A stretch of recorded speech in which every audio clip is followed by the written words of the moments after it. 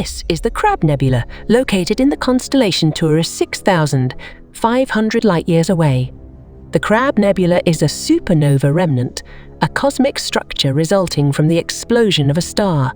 A vast, expanding cloud of gas and dust surrounds one of the densest objects in the universe, a neutron star. The Crab Nebula is made up of many components, including ionized sulfur, seen here in red-orange, dust in yellow-green, and synchrotron emission in a milky white.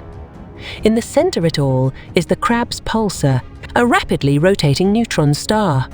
The pulsar has an incredibly strong magnetic field and rotates very fast.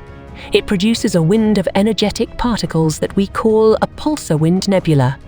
These thin, bright lines trace the shape of the magnetic field around the pulsar, which give the nebula its form. Fast-moving particles spiral around the strong magnetic field lines and produce a type of light called synchrotron emission, appearing here as smoke-like material around the Crab's interior.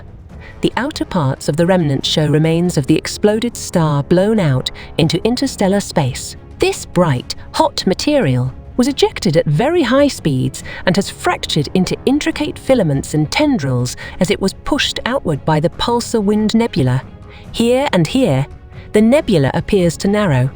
This abrupt slimming may be caused by the confinement of the pulsar wind's expansion by a belt of dense gas. With Webb's infrared sensitivity and data from past telescope observations, astronomers are gaining a comprehensive understanding of this region and its distinct and captivating complexities.